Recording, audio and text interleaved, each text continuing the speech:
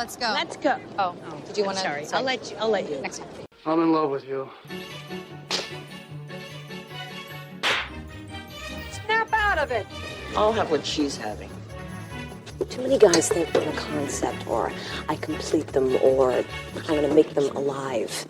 But I'm just a fucked up girl who's looking for my own peace of mind. Don't assign me yours. Caustic wit is my religion. I would make a great queen because I am so stubborn. I say when it comes to stardom and Lauren, there are no accidents. Hi, Karen Peterson. Welcome to Citizen Dame, the podcast where we are more horrifying than a horror movie, apparently. I am. You're fine. Oh, just you. Just me. Sorry, I get Just that me. mixed up. I am Karen Peterson, joined by the terrifying Lauren Humphreys Brooks. Hello. Actually, my Twitter handle this month is LHB the Dreadfully Loathsome, so I was like, oh, okay. I mean, there are apparently a couple of film bros who feel this way about me. I'm sorry, guys. I'm sorry. I probably disagreed with you at some point in the past and may have called you a dumb person. So that's on me. Calling you dumb, I should not have done that. But everything else, come on. I mean, if someone's gonna be a dumb fuck, you should be allowed to call them that. But apparently, by doing so, you are absolutely terrifying and worth gossiping about forever. So, congratulations, you've made it. I really have. Obviously, I'm like, I do not have enough clout to be hated. Like, seriously, I just talk shit on Twitter. Come on, go find someone better to hate. Yeah, not exactly. Better because you're awesome. But I mean, I am. But someone more deserving. I did have someone say just you're really impressed with yourself, and my immediate reaction was like, well, I am very impressive. So that's true. Yeah, I don't know. I've learned that there are a couple of film bros who really, really dislike me. One of whom I actually have known in the past. I don't know who the other one is. Although I have a feeling that this is probably someone I came across a while ago and has just apparently decided that I'm worth just talking shit about. So yeah, that's fun. Well, congratulations. You have Thank arrived. So there you go. All right. So this is episode 176.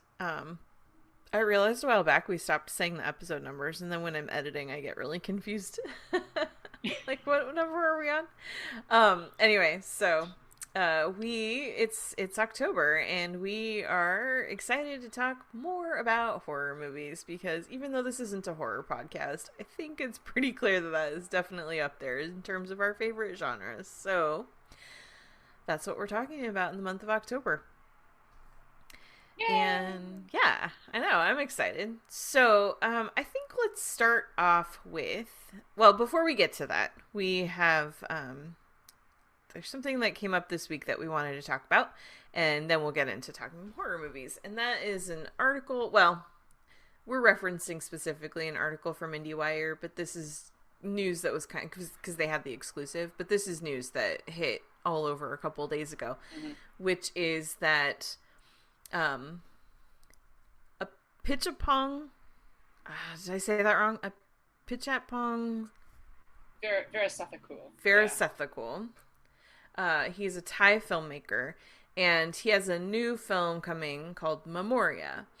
And in fact, I believe, let me double check, but I believe that this might be Thailand's submission to the Oscars. I wouldn't be surprised. Yeah, I mean, he's a great filmmaker. I think I want to say that I've seen a number of his films, not all of them. I think I've seen Uncle Boon Me and one other. So I'm not a scholar on this dude, but he is a great filmmaker, definitely. Yeah. Okay. It looks like they haven't actually submitted yet, but it's probably on their shortlist. Anyway, regardless. So what's happening is Neon is the distributor. They've picked it up. This is actually not from Thailand. It's Colombia. So that was why I was not able to find it. So I think it's Colombia's submission, or it's on their list. Anyway, It stars Tilda Swinton, and what they are going to be doing is, instead of doing a traditional theatrical release, they are basically taking it on tour like a rock band. And it's going to go city by city. It'll play for a week or so, and only one screening at a time. So only one audience in the entire world is watching it at any given time. And they say that it will only play in theaters and will not become available on DVD, on demand, or streaming. So, why is this a problem, Lauren? Well, to preface this with, I think that sometimes at least, and maybe this podcast sometimes comes off as like being we hate theaters or something like that. Not true at all. I think that theaters are great. Theaters can be wonderful. One of the things that I really miss personally right now is movie theaters. I have not felt comfortable going back to a movie theater yet. And that's me. I understand that other people have, and that's also great. The issue with something like this, I think, is it's not, honestly, for me, it is not we're going to have this as a traveling roadshow kind of thing. I think that that's, a reasonable distribution strategy, especially for a film that is not going to be a big blockbuster, right? This isn't even really going to be a major sleeper hit, particularly. It's from an important filmmaker, but this is a slow movie. This is a 2.5 hour long film. This is not something that is going to be a major Cineplex thing, right? It never was. The issue, though, with saying whether or not they follow through on this is an open question, but the issue with saying it's never going to be released on physical media, it's never going to be released on streaming, is that it essentially says, okay, only certain people are going to be allowed to see this movie. And at least initially, it's going to be people in major cities, right? It's starting out in New York and Los Angeles. Probably going to places like Chicago, Boston. It will wind up in smaller cities and in art cinemas. But the fact that you're essentially saying that a lot of people are just never going to have the option even. And one of the things that came out on Twitter and in the New York Times and on a number of websites was this sort of defense of this as like, well, people, it was very quietly elitist, because it was like, well, but the people who will actually go to see this movie are going to get a chance to see it, which essentially says that, like, people who live in more rural areas or outside of major metropolitan areas generally would never want to see it. And it is that kind of elitist closing off of film. Like, you're essentially saying that not only do you not want to see this film, but you're basically not allowed to, right? You're not allowed to have access to it. And that's really disappointing. That's a disappointing attitude to take, and it's so limiting in understanding what cinema actually is. And to further drive home the elitist point, I did just check, and yes, this is Columbia's official submission for the Academy Awards. And because it takes place in Colombia, it's actually a Colombian film. It's not a Thai film. And if it's going to be under consideration by the Academy, that means they have to put it on the Academy streaming platform, which yeah. So it will be available to stream, just not normal people. Right. Mm-hmm. Yeah, I thought you'd love that little extra twist of the knife. So yeah, no, I agree with what you said. I mean, I think that rolling this out in such a way is interesting, and I think that for a time it could be kind of fun, especially if they were going to take it into places that don't normally get these kinds of experiences. Like these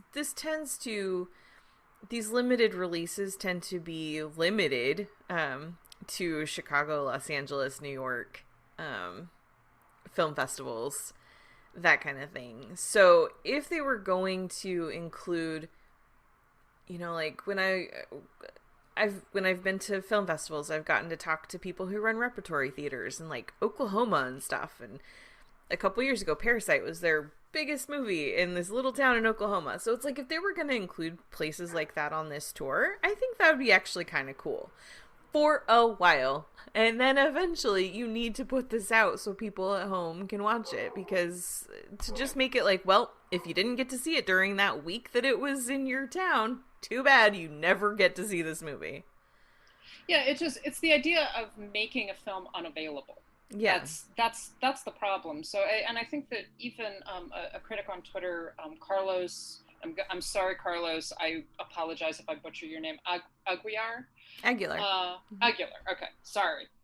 I love Carlos. He's great.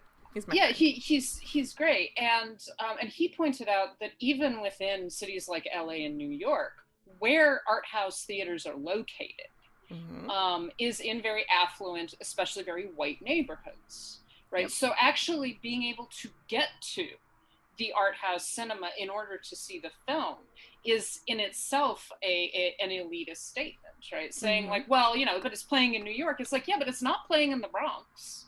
It's not playing in Brooklyn. It's, it's maybe playing at BAM.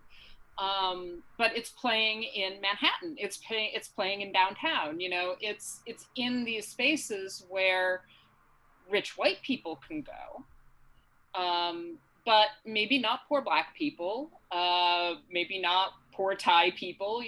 All kinds. So poor people generally. And so there's an accessibility issue that isn't just about it's playing in LA, it's playing in New York, it's playing in Chicago, but who is able to access that within that time frame, right? Yeah. And that's a problem in itself. And I know a lot of critics who are defending this decision are saying, well, it's really more of an art installation than it is a film. It's like, well, first of all, it is a film. It's made as a film. This is not an art installation at MoMA. So that's a different thing. And one of the things that drives me crazy about a lot of this, and about a lot of the dialogue that's gotten going about the theatrical experience, is that it's essentially saying that a certain group of people get to decide who gets to see what films. And that is elitism. So you're taking this supremely democratic medium. I mean, film is one of the most accessible mediums in the world because you can duplicate it. You do not have to speak the language that the film is made in order to understand it or in order to see it. It is almost immediately accessible if you own a television set, if you are able to go to a theater, if you own a computer, all those things. It's so much more accessible to a large swath of people. And that's been true since the formation of cinema. That's been true since cinema became cinema. It was cheap. It was something that the masses got to go see. And to try to turn any film, and that includes art house cinema, that includes avant-garde cinema, into something that is exclusive, just seems antithetical to the purpose of film. Yeah. I mean, one of the things that has always driven me crazy, it's been better since I've lived in areas where I don't have to travel so far, or with the rise of streaming as well. But it's like, I mean, I grew up only 35 or so miles from LA, but in the 80s, that was forever, and like, even in the 90s when I had my license and stuff, it was like, my parents wouldn't let me just drive off to LA, so it was like, there were so many movies I didn't get to see. And then when I lived in, I went to school up in Utah, and it was like, there was one art house theater in Salt Lake that I had to trek to if I wanted to see certain things, because it felt like the art house movies were relegated to these far off, hard to access places because the big theaters didn't want them because they weren't going to make a lot of money. And now this idea that that's the only way that certain films, because if this is successful, mark my words, others will try to do this too. And that's just, why would you go to the effort and time to make a film only to limit how many people you'll let see it? I don't understand that. If you're an artist, you want people to experience your art. Yeah, and it, at the end of the day, it is elitism. It's saying that only certain people get to experience certain kinds of art. And what it comes down to is that you have to live in the right place, and you have to have enough money and enough time to be able to experience that art. And I'm not saying that, right now I'm in upstate New York. I'm not saying that this film is going to would be at the Cineplex in my hometown, right?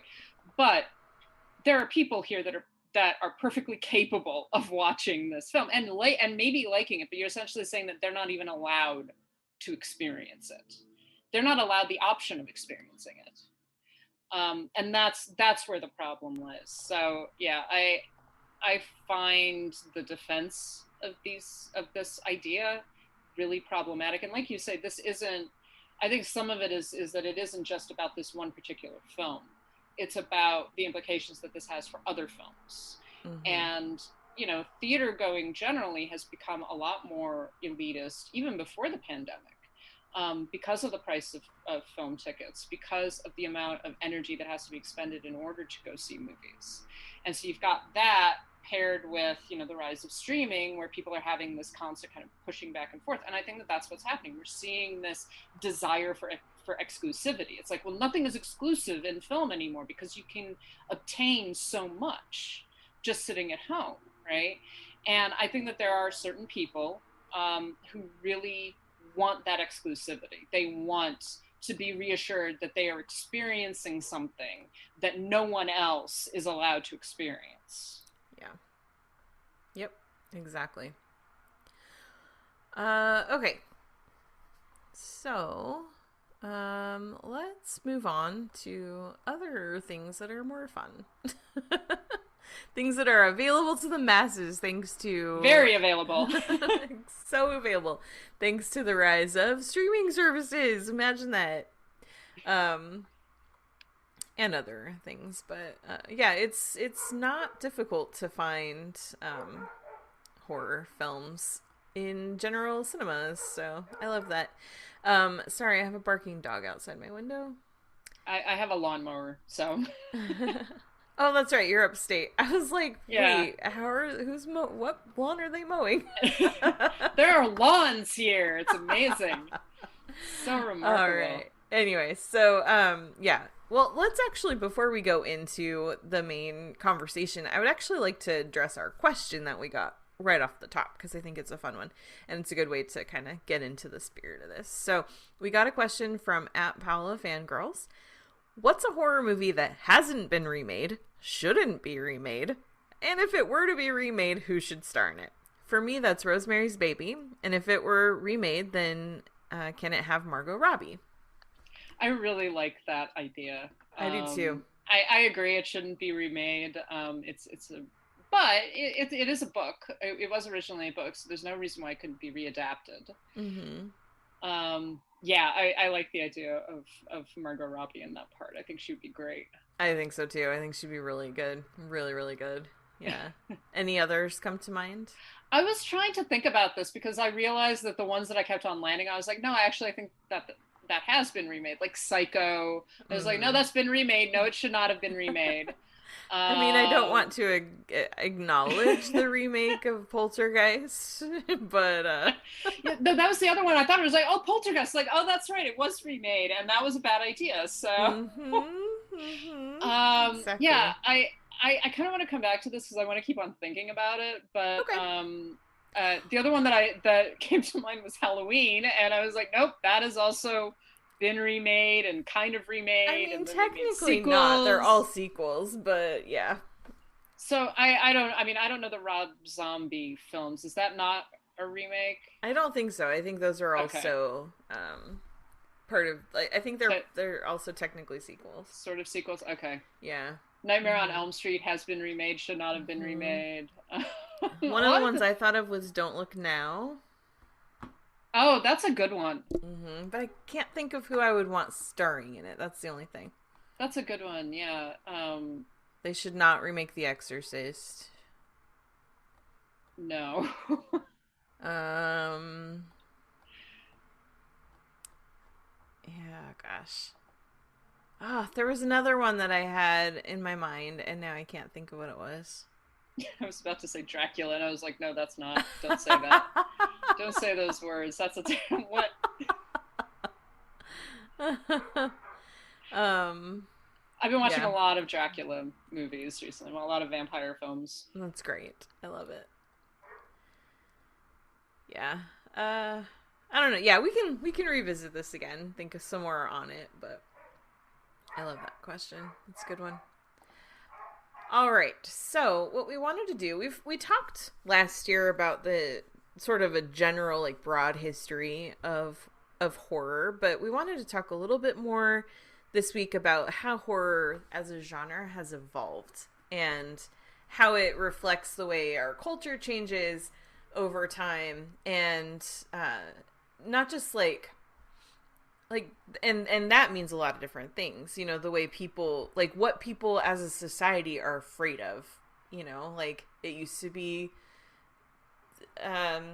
you know, like, it used my words are failing because it's Saturday morning, but, you know, like, in the 50s, the 40s and the 50s, you had, like, this fear of nuclear war and stuff. Yeah. So you had the rise of, like, these radioactive monsters and stuff like that. And then, you know, there's fear of war, there's fear of the other, there's fear of, you know, climate change, there's, you know, all these things that as society picks something new to be afraid of, then the themes of our horror films change to reflect that. So that's what we want to talk about today.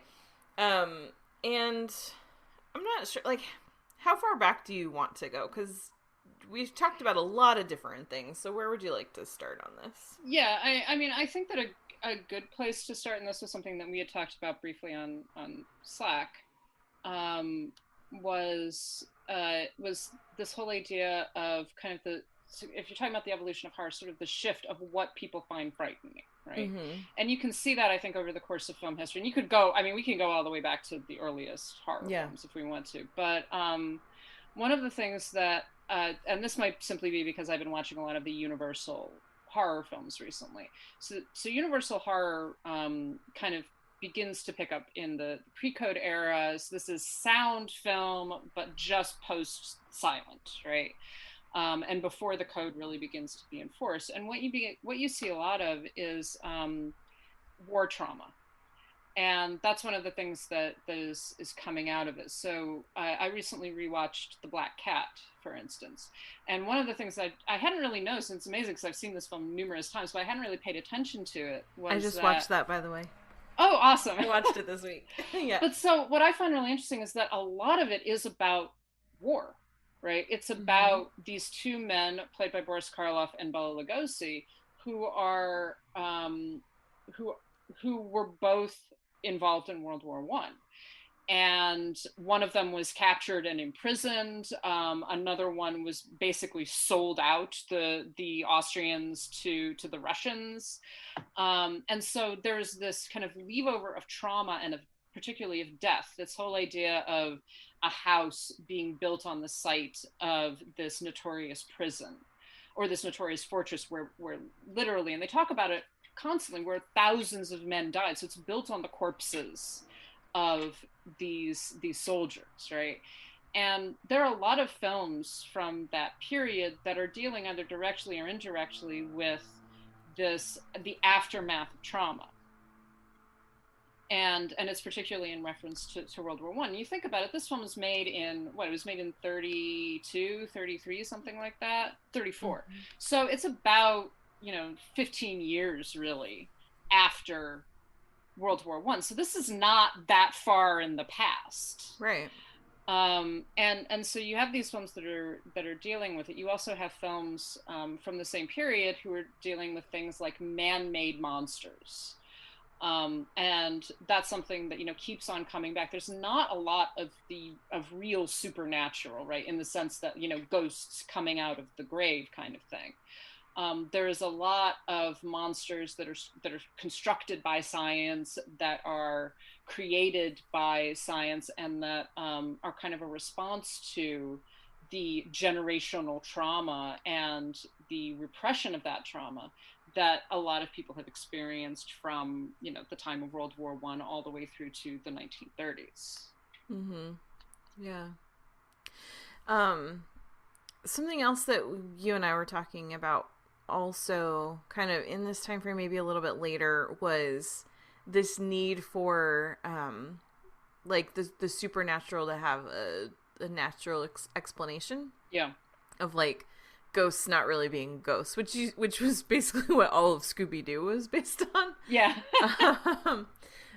Which is also another interesting thing. Like, you have these things that you're afraid of that seem supernatural, but there's always this real explanation for it, and something that therefore can be stopped. Yeah, and also it's this understanding of like I say, the man-made monster, the thing that is the evil that is not coming from an external source, right? A ghost or a and Dracula in some ways is an exception to this. So is the Mummy, but even when it comes to something like Dracula and the Mummy, they have to have human agency to work through. Mm-hmm. The Mummy has to be awakened by basically the efforts of science. Right. Dracula has to be literally brought from Transylvania to London. Mm-hmm. In order for him to be successful. So even when you have those moments of the supernatural, there's still via human action and very often human hubris, right? I'm not afraid of vampires. I'm not afraid of the Mummy. I should desecrate the tomb in the name of science. It's the same thing with something like Frankenstein. So you've got a lot of films that either completely disavow the existence of the supernatural, like you say, and providing these kind of human explanations that are then stoppable, which makes a lot of sense given the idea of post-war, because you're talking about these horrors that have been visited upon humanity, and they're all man-made. This is not something that sprung fully formed from the earth. This is something that human beings did to each other. Mm-hmm. And it's similar when you look at those monsters. This is something that human beings do to each other, and there's a lack of respect for the nature of evil. There's a lack of respect for even in something like the Mummy or Dracula. There's a lack of respect for the supernatural, that this is not real. Right. And so I can fuck with it as much as I want to. Yeah. Yeah. Which is why it's really interesting. And obviously this is skipping over some time and we can come back to it. But it's really interesting where as you look at, so you've got exactly what you're talking about, these more science-based films, especially in the into the 40s and 50s. But that did start in the 30s. Frankenstein was 1931. And then as you move into the 70s and 80s, it becomes the complete opposite. It becomes like really supernaturally based, where you have movies like The Exorcist, and then even like the rise of slasher films. Like, then you've got these monsters that can't be killed. You've got Michael keeps coming back, Jason keeps coming back. Exactly. It's an interesting kind of flip of the man-made monster. It's basically like the supernatural man, right? Mm-hmm. So Michael is a really excellent example, I think, because you're like, he's human, right? We're like, he was born. He's psychopathically insane. But he takes on, especially throughout the first Halloween film and then definitely into the sequels, he takes on this like larger than life status. He becomes supernatural. Yeah. Right. And you're like, he can't be killed. He can't be shot. He can't be stabbed. He keeps on returning. You think that he's dead and he stands up again.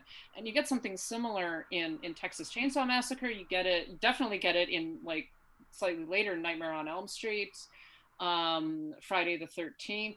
These monsters that are human but become almost ghost-like, become or vampiric. They keep on coming back, right? And so it's kind of a flip of the concept of human beings making monsters. It's basically monsters becoming human, or men becoming supernatural. Yeah. And in that time, we also, like, we've got a couple of different things happening with horror, because at the same time, we've got the Satanic Panic, which was so fun in the 80s. Like, the number of times I was convinced I was gonna, like, get kidnapped and sacrificed, or my cat was gonna get stolen, or, it was just like... You know, it's interesting because when I grew up, I had no awareness of the Satanic Panic. It wasn't until like fairly recently that I began, like reading about it. I was like, oh, this was actually a thing. Oh, it was like this was real. Yeah. People believed this shit. Oh yeah. Yeah. Like I remember, just as a kid, I remember there was a time where like all these animals in our neighborhood were supposedly missing. It was like, no, they started a cat gang and they were hanging out in our backyard. But but it was like that was a real thing that happened.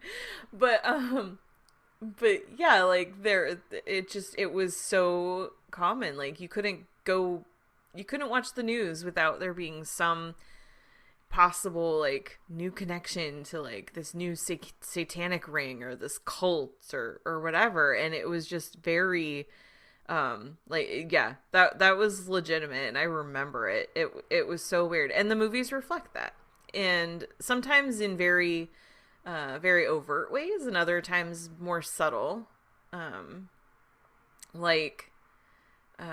I mean, one of my earliest experiences with horror films, and I've talked about this a lot, was Poltergeist, which is not just a ghost story in a house. Like there's a whole lot happening there, and especially if you look at Poltergeist 2, which gets even more into this. It's about these people that are following this cult leader, basically, and into their deaths, and that was how they kind of ended up underneath the house that eventually the Freeling family would move into.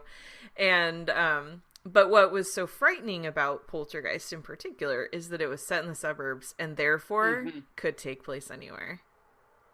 Well, and it seems to be attached to, so in the 80s and 90s you have this white flight, right? Yeah.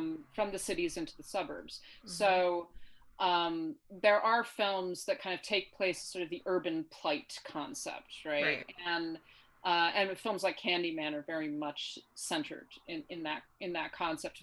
Gang warfare, violence, the dangerousness of the city. But something like Poltergeist essentially says that that flight, that fleeing is, you cannot run. You can't run away from it, basically. Right.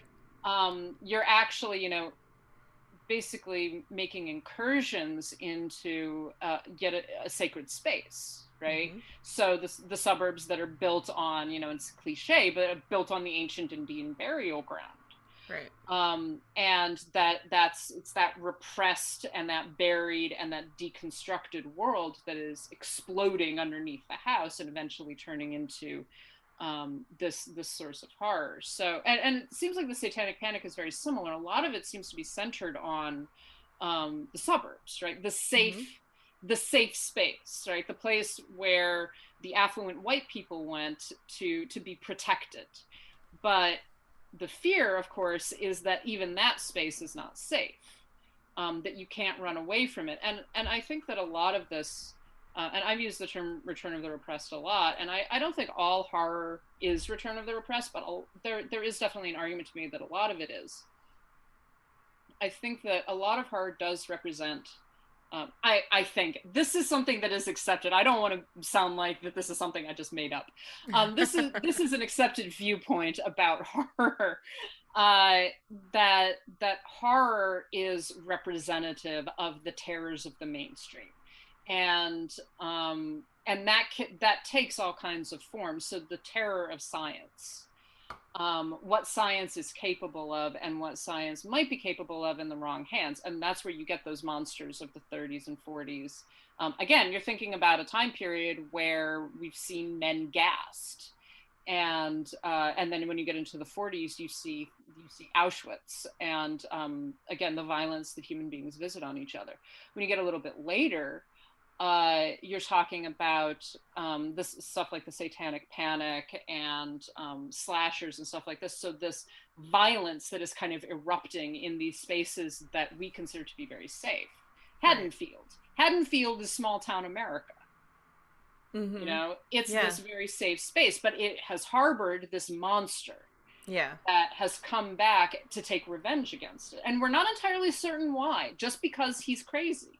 Right. Just because he's a monster and that's what he does. Which, when there's no motive, that makes it scarier. Yes and no. I think that, particularly in the 70s and 80s, we begin to get this like, we can't solve this problem. This is not, we can't appease. So Michael, we're not going to be able to appease him. Right. Right. We're not going to be able to say, well, this is what you wanted and now you can rest. It's just like, no, what he wants is to murder people. That's all that he does. Yep.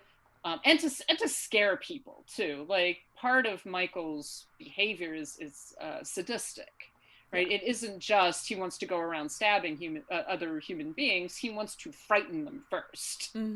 Yeah, exactly. That's part of the thrill. But what's interesting is, even though we don't talk about it in the same terms anymore, a lot of films, even being made more today, still fit into the Satanic Panic mode, because we've got all these exorcism films and we just look at them in a different way. Like the Conjuring movies are about exorcisms, Yeah. Then you've got stuff like The Exorcism of Emily Rose and these other types of films where it's really about oftentimes an inadvertent accidental victim allowing the devil to get inside, which is such a I can remember very clearly having, these really serious conversations, especially like in church and stuff when I was younger, about like how you have to protect yourself at all times and that like the devil could just, take over. And it's just like, no, it doesn't work that way. But, no, you're only in danger if you're Catholic. Like, I have to say, watch any of those movies, it's only Catholics that get possessed. So yes. As long as you're not Catholic, you're good. Good, no problem. Especially like if you're outside Judeo-Christianity, period, like you're fine. You're fine. Muslim, no one who's Muslim ever gets possessed. Like you don't have, that's something you do not need to worry about. Right.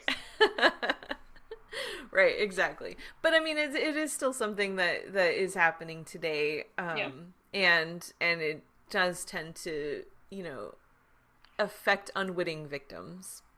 Yeah, it's the innocence corrupted kind of thing. Yeah. That's what The Exorcist does, and that's what's so horrifying about that film in a lot of ways, and what was so groundbreaking about it, is that you've got this totally innocent little girl who hasn't done anything. She hasn't been, her mother hasn't done anything either. There's no reason for this to happen to her per se, right? Within the context of the film, it just happens. She's in the wrong place at the wrong time, and again, I think that it does feed into that lack of certainty, that lack of a moral universe, and particularly when you're talking about anything that's happening post World War II. There's this imbalance. It's essentially saying that there's such evil. There's such the potential for evil, whether it is humanity doing evil to each other or whether it is the concept of a supernatural force. And evil doesn't discriminate. Evil doesn't decide, you're an innocent child, therefore, right, you're fine, right? And there are a lot of films that are about evil being done to the bad people, right? The immoral. And that's one of the criticisms of a lot of slasher films, is that it's this indulgence in kind of a weird sort of morality, particularly when it comes to women, particularly when it comes to sex. We could talk about patriarchal issues up one side and down the other, but I will not bring that up right now. But so evil doesn't really discriminate, and I think that we're seeing that a lot more in a lot of contemporary horror, that evil is something that simply is. And you can't escape it, you can't fix it, you can't appease it. Right. One of the things that the Conjuring films actually do is to say you can fix it. Good can win. And I think that's one of the things that's really reassuring about those films, is that they're scary, but that the Warrens are going to triumph. Right. Yeah. Like, you may not be able to see how, it may seem impossible, but they're going to. Absolutely. But one thing that I find interesting about just moving into more present day horror films is that so many of the newer films that we're seeing now are starting to really look at social justice in a new way that reflects kind of more of our world too, and that, I won't say it started with Get Out, but that definitely was one of the big notable examples of that, where the enemy, the villain, the terror in that movie is privileged white people who say all the right things and seem like they're, safe people, but they're not, because for Black people in America, There's never been a safe place. And You mean we're the baddies? we are very much the villains. I'm not laughing because that's funny. I'm laughing because it's hard to have to admit that about yourself. But yeah. And that's what that movie really drives home. And there's no safe place for Black people in Get Out, because that's just very reflective of the world. And so, and what was interesting about Get Out is how that was one of the few horror films that really rises to the level of getting, awards recognition. And really, what I found ironic about that is I think a lot of the people who were praising that film so much didn't realize that they were the villains of that movie. They were the Bradley Whitford character. Yeah, it's just exactly. like, I would have voted for Obama again. Like, yeah. And it's like, how many people do we know that have actually said those words unironically? Well, yeah, and I think that horror has always had that, and we've talked before about queerness and this whole idea of the return of the repressed being monstrous. Right. But in some ways enacting real vengeance on a society that refuses to acknowledge them. What's happening, I think, with films like Get Out or Black Christmas, or you mentioned Fear Street, Candyman, the new Candyman film. All of those are Ready or Not, in a way, too. Yeah, exactly. All of those are not all of them, a lot of them are creators. So women, people of color, Black people especially, taking basically the structure of very, very recognizable structure of films. So Get Out is actually pretty basic concept, right? Going into it. And then Jordan Peele does something really different with it. But what is different is the fact that this is being told from the perspective of, for lack of a better term, of the non-white, non-mainstream figure, who is saying, like, the true monstrosity is white people. It's the true monstrosity in Black Christmas are white men, right? The true monstrosity in Candyman is systemic racism. And in some ways, it's kind of a palliative to white audiences who are just like, yes, well, I understand this, and I mean, we're two white women talking about this. But what is so good about those is that you actually have these creators who are taking control of that narrative and saying, like, the monster is not the Black man, it is not the repressed, it is the mainstream that represses. Yeah, exactly. And it's interesting watching the reactions that people have to that. Get Out was an example where people just really flocked to that movie and loved it. And I suspect part of that reason is because they didn't want to be the ones that were the bad guys in that movie. And so embracing it was kind of them distancing themselves from the Bradley Whitford character. Like, oh no, I wouldn't be that guy. But I know people that would, Yeah. But then you see movies like Fear Street, which had it was pretty well received by a lot of people who were not white men. Yes. Same with Candyman. And so it's like that's what we're seeing now is like a lot of these like, the older films where essentially the quote unquote other is sort of the bad guy, like that's what to be feared, even if that's not the point of the movie. That's how a lot of those were received. Frankenstein is terrifying. Frankenstein is the monster in that movie, even though he is the victim. Yeah. and ultimately Frankenstein must be destroyed. Right. I think that's one of the things, and none of those films from that period make the case that the monster should win. Exactly. Right? It's always the monster must be destroyed, even though a lot of the time, even though they may criticize the behavior of the representatives of the mainstream, right? Still, the monster still has to be destroyed in order for the world to be safe again. Exactly. And maybe the mainstream has learned a lesson from this, like right.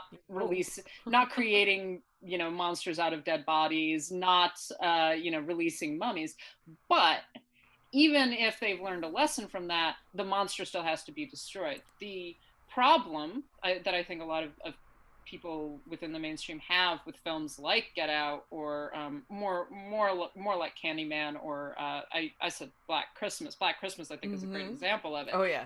Is that when the monster is the mainstream, you have to be willing to accept that you are part of the thing that must be destroyed. Yeah, exactly. And that's what kind of provokes this backlash, this reaction to, like, well, it's too on the nose. It's just like, yeah, you know what else is too on the nose? Night of the Living Dead. Night of the Living Dead is really on the nose, but you love that movie because I think because you're distanced enough from it, and you are able to be like, well, but I'm not the zombie, right? I'm not even the white male posse that shoots the black man at the end of the film, right? I'm not those people. But when you get to something like Black Christmas, it's like, oh, that's what I am, and I'm not okay with that. No, it's too on the nose. It's bad. We don't like it. Right. And that's what we're seeing a lot more of. And I think that that's what we saw with the reaction to Candyman, with some of the reactions to Fear Street. And not everyone is reacting like that, obviously, but there is definitely this just like, oh, you're telling me things about myself that I don't like. And so rather than actually dealing with that, I mean, Candyman's telling me things about being a white person that I don't like, but I also understand that they're true. Right. I don't want them to be true. But I know that they are, and I know that that is something that I have to deal with as a white person in America.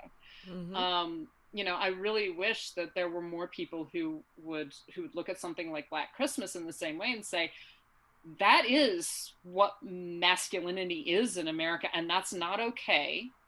And I have to deal with the fact that I'm a part of that. Yeah. You know, the Black Christmas, the latest remake of it, is what we're talking about.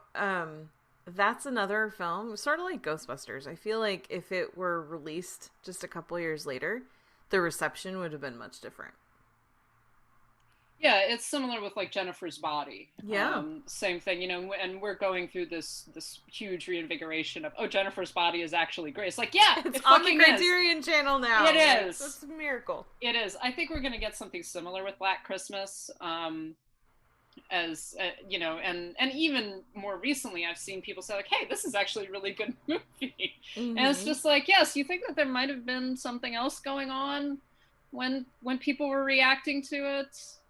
Exactly. Well, and I think that's, you know, just to bring it back to what we've been talking about the last couple weeks, just sort of re-examining how criticism works with genre and stuff. And I think that's one thing that I try to, like, in my real life, when I talk to people who have various opinions about film critics and what it is that we do, I try to encourage people to read lots of different critics, not just the ones that seem to fit their worldview, but, you know, lots of different people, just so that you can get kind of an idea. So if everyone, not everyone, because almost nothing has a 0%, but, you know, if there tends to be a lot of people that are saying this movie is good or this movie is bad, look at who's saying that. Really, really take a look at what communities are praising or disparaging a film, and that can tell you a lot about it. You know, like with Candyman,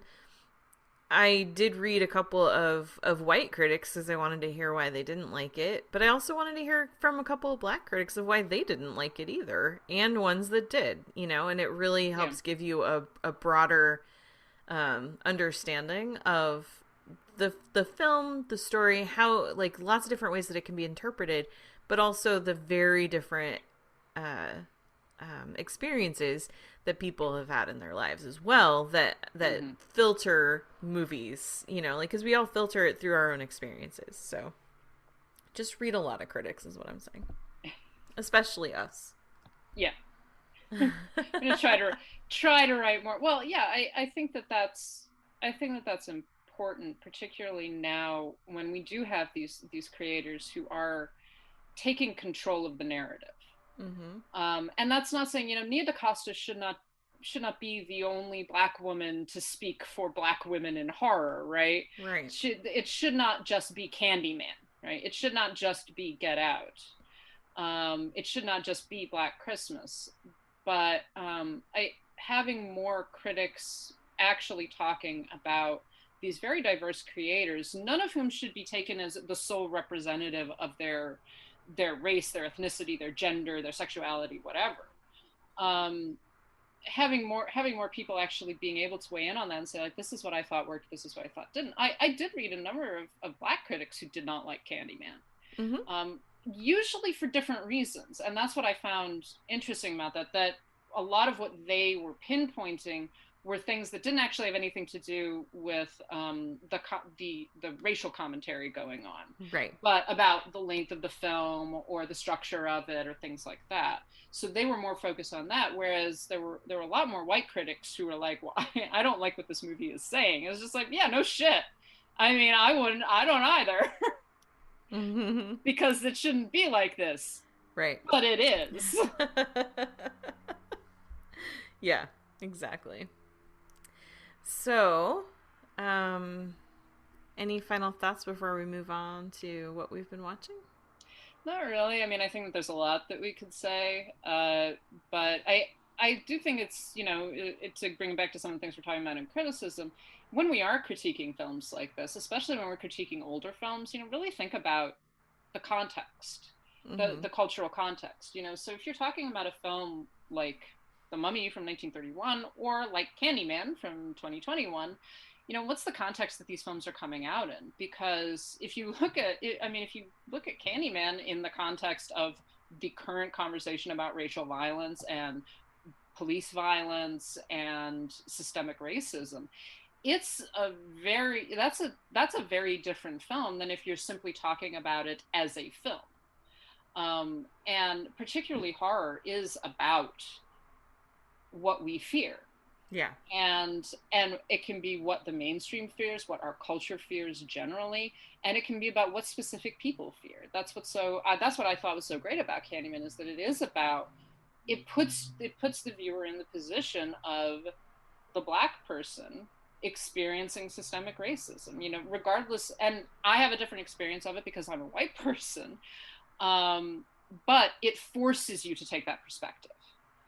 And understanding that, I think, is very important. Yeah, definitely.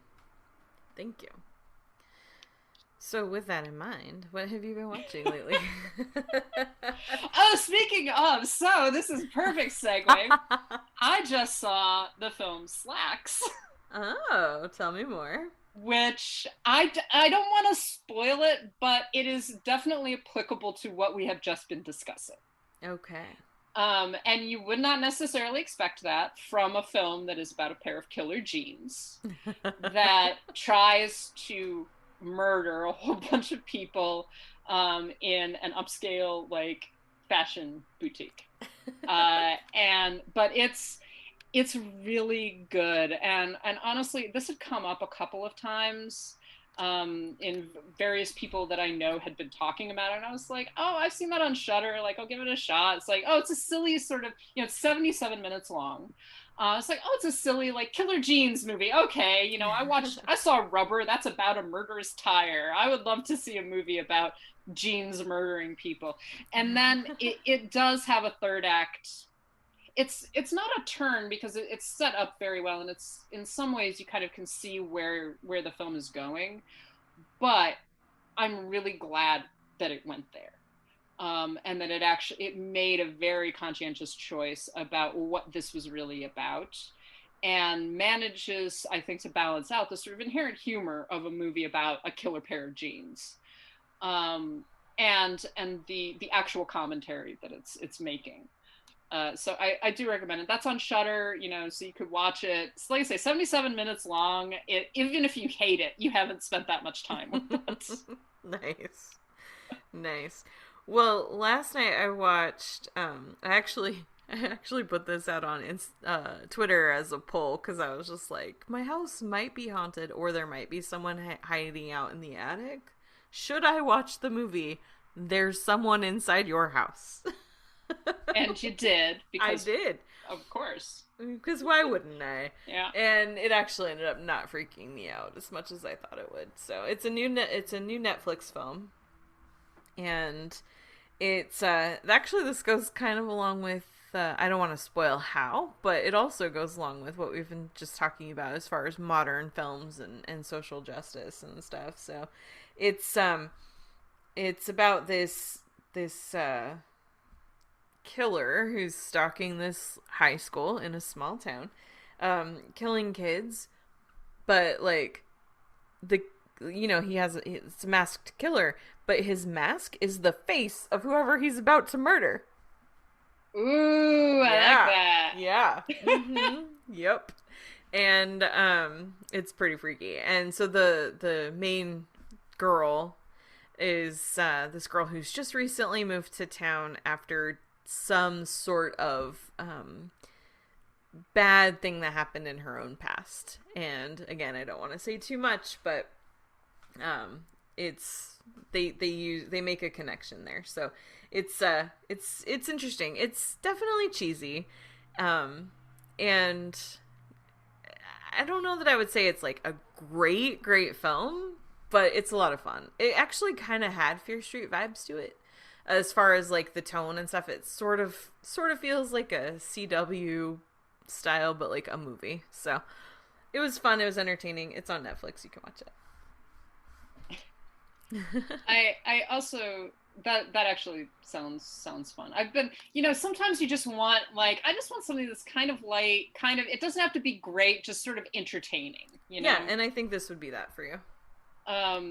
The other one that I wanted to shout out, just because you have told me to watch this movie, I think for at least 2 years, I finally saw Lake Bodom. Yay! Which I enjoyed a great deal, and I was sort of like, something else is going on here, but I definitely did not know what that something else was. And so I'm not going to spoil it. I'm just going to say that it's good. I really like where the film went, and I like the fact that there are a lot of scares, even post kind of the turn that it takes. I like the fact that it like really relied on those scares. It is disturbing. Like, I was definitely coming to the end of it, I was like, oh god, I'm like really creeped out right now by all of this. but I really liked it. I especially enjoyed it because one of my good friends from college is Finnish, and I used to overhear her talking on the phone with her family and things like that, and I learned a lot of Finnish swear words as a result. And so there were numerous times in this film where they were shouting something, and I was like, I know that word. That's awesome. So yeah, Mia, if you have not seen this movie, you probably know the story behind it, but definitely see it, because it's a good Finnish horror film. It's very bleak. Yes. But in that very Finnish way that almost makes it like, it's bleak, but it's also kind of funny. Yep. I'm so glad you finally watched it. I knew you would love that one. I knew it. So I'm so excited. Yes, it was good. I definitely had to be in the mood for it, but yeah, I did like it. Yeah. Well, one thing I was going to mention is that AMC, for as much as I get frustrated with the way that they do things, and I think that they really need to just go back to hiring projectionists and not just press play button in the booth. But one thing that they're doing this month is playing some older horror films, and then they're doing these like secret screenings too, which are kind of fun. But last Saturday, I went to a double feature of Dracula and Frankenstein, both the 1931 films, so the Todd Browning and James Whale films, and which I had never seen on the big screen before. And this just goes back to like, yeah, we love the theatrical experience too, streaming should also be available. But it was really fun to go back and see these movies up on the big screen. Dracula didn't project very well. That one has really just kind of degraded, at least the version that they showed us, but Frankenstein looked incredible. And yeah, it was fun to sit in a theater with a small audience that was very distanced and laugh and gasp and stuff at all the right places. So that was a lot of fun. And they're doing another one on the 30th, which is The Wolfman and the Invisible Man. So I might go to that one too. And then in between, they're also doing these like secret screenings where you pay $5 and you don't know what movie they're going to show you. So I am going to do one of those this week, I think, and just kind of see what happens. So That's cool. Yeah. That's cool. Yeah, I'd love to. I haven't gotten to see either one of those on a big screen. I definitely would love to see that. Yeah, it was really fun. If you get the chance at any point, I recommend it. So. I know that they're actually doing this series at MoMA. They're doing, I think, some, if not all, of the Universal horror films. Fun. Definitely. I think that my choices would be like Bride of Frankenstein. Maybe, yeah, I wish. Yeah. I wish they had done Frankenstein and Bride of Frankenstein as the double feature, but I get they were going for the like 90th anniversary thing, and that's why they did that. Dracula and Frankenstein. Yeah. Which is crazy. Those are 90 years old. so influential. I mean, like, just those images are just ingrained in popular culture, even if you've never seen the films. Oh yeah, they're just there. Like, you can't escape them, really. Right. Yeah, I do want to say that the Universal films that are currently on the Criterion Channel are great, and especially if you've already seen Frankenstein and the Wolfman, The Creature from the Black Lagoon, those are there, and they're great films. But they also have like Dr. X, which is a fucking bizarre movie, and it's in 2-strip Technicolor, so it's some of the weirdest coloring that you've ever seen. Like, it's very strange. Nice. The Invisible Man is great. The Mummy, I love the Black Cat was good. Yeah, the Black Cat. I meant to. Okay, so before we close this out, I do want to ask, like, what did you think of the Black Cat? Because I just sort of talked about it. But... I spent a lot of the movie going like, I don't understand what's going on, and I love that I don't. And even after I finished it, I still was like, did I get that? I don't know. I need to watch it again. You have to watch it a second time to get it. A lot of it, actually, rewatching us, like, a lot of this is aesthetic. This is more like, I am convinced that the only reason why the Karloff character is like a Satan worshiper is because he's like, because it looks really cool. Like, all of this stuff, it's so creepy. Yeah, the collection, I'm trying to think how to say it without spoiling it, but the collection in the glass cases was like, wow, that's a thing that is happening right now, and I love it. It's great. Yes, it's so creepy and weird, and it's very perverted. Yeah, and I also like the fact that a spoiler, I guess, although it's pretty obvious from the beginning, the Lugosi character is actually more or less the good guy. Yeah. And I love the fact that, which I was not expecting. No one trusts that he's the good guy. Like, everyone else is just like, oh, you're trying to kill us. Just like, no, I am literally trying to save your lives. I'm the one that's helping you. That's how I feel in my life. Like, I'm trying to help people. No, you're evil. Okay. All right. It's just like, fine. I'll be evil. Jeez. Yeah. Oh no, it's not the creepy guy with the massive widow's peak who is like built a home in the fortress on top of corpses. Like, I'm definitely the bad one here. Jesus. Exactly. Yeah. Anyway. Yeah, well, it is a bizarre movie. I do love it. Watch it again, because I think that actually, once you've seen it one time and then you see it a second time, it's the plot is a little obscure. But it's definitely there. There is actually a plot. And also you just get to experience the grand aesthetic of Boris Karloff's mansion of sadism. Yeah, which is that's a whole thing I was not prepared for, and I was like, this is amazing. That's the other thing I love. Karloff, so like half the film, Karloff just like walks into a room and looks at people. He doesn't say anything. He's just standing there. You're like, you gonna do something there, bud? Like, it's. I mean, that would so scare weird. me. Yeah. Yep.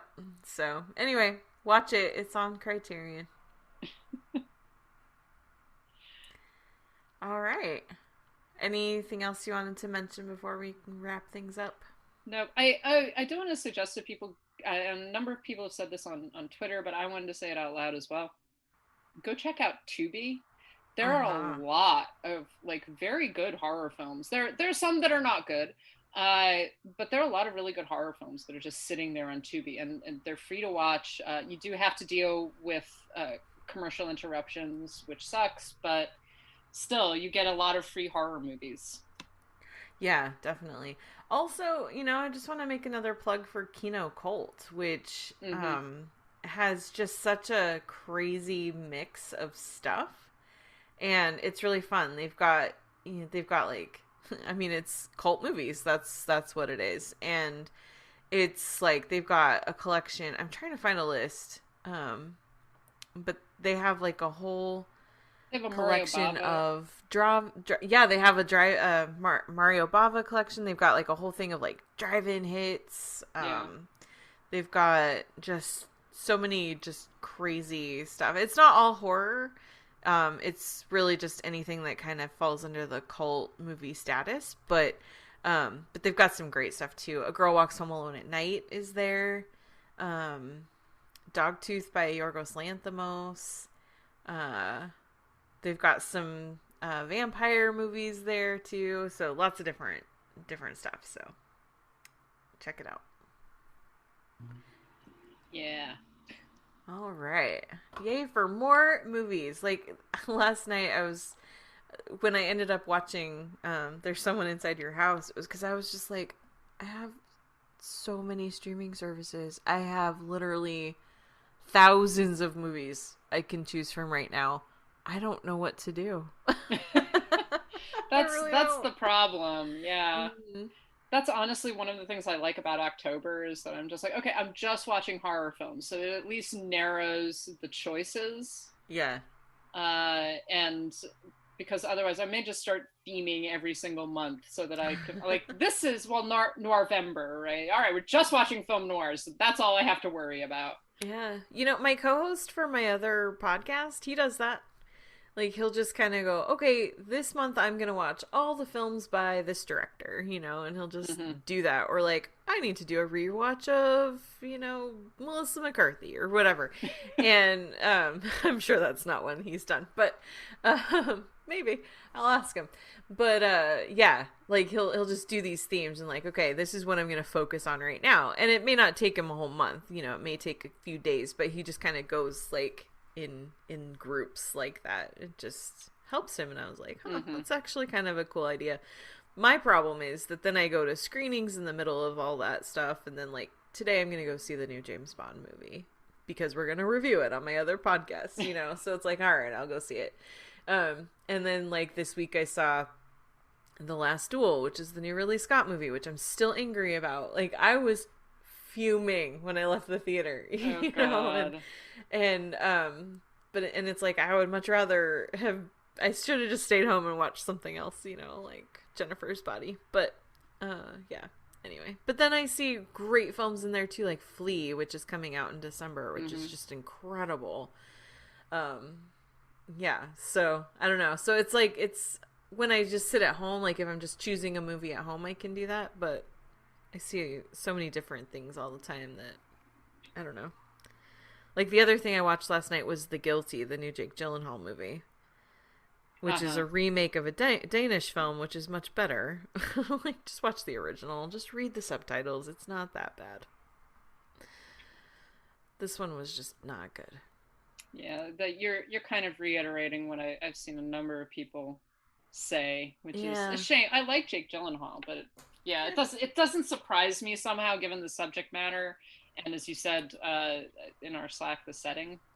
Yeah, like, this doesn't work in Los Angeles, and I know that they're trying to do it because it's like, oh, it's kind of like, it's so big, it's hard to find someone because it's so, so spread out, and then they have this like fire happening in the background, which complicates things and makes emergency services harder to access. And it's like, okay, so that's the route they're trying to take to make this feel more plausible, but it's like, that's not how 911 works. And that just drove me crazy. This reminds me that one of my friends really hated the movie. It's the Robert Redford film where he like gets stranded on a boat. And she hated it because she is she is a boatist. She's a sailor. She's done a lot of sailing. It's just like, no, he would have this thing that would send a emergency signal because everyone has it. Like literally everyone has it. There's no like reason why he wouldn't have it. Yeah. and it's just like, well, would it? It's like, no, it would not. There would be no way to avoid this. And she was so mad about that like the rest of the film was just terrible for her. So if you know some things, just like, this is not how it works. That's the thing. Like, okay, 25 years ago, I got to sit in and listen. Like, we did a big tour of LAPD headquarters and stuff, and we actually got to sit and listen to 911 calls. And yes, I get that this was 25 years ago. Things have probably changed a little bit. But even I could write a more realistic 911 movie just based on that experience from when I was in high school. Oh, dear. Yeah. Yeah. Like, first of all, 911 operators work in a team. They're not cops that are not allowed to be cops.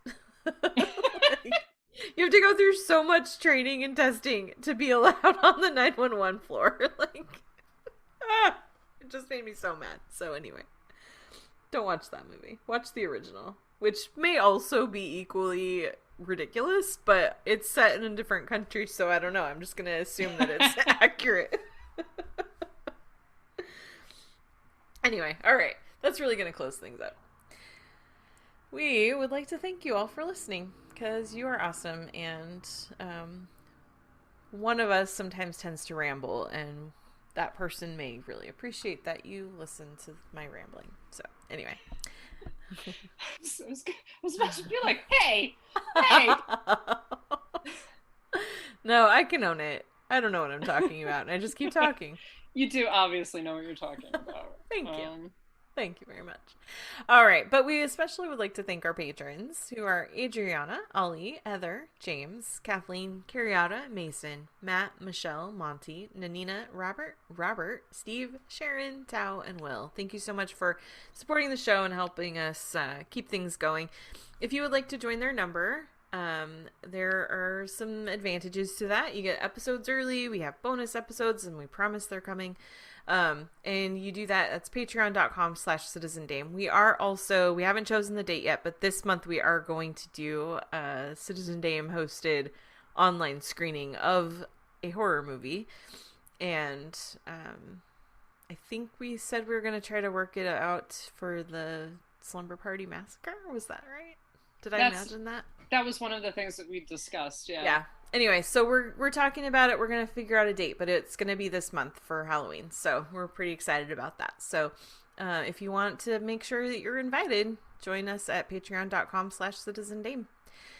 We also have our Zazzle store, zazzle.com/citizendamepod, and Ko-Fi, ko-fi.com/citizendame. If you would like to just tell us how awesome we are and reach out to us, you can email us, citizendamepod@gmail.com.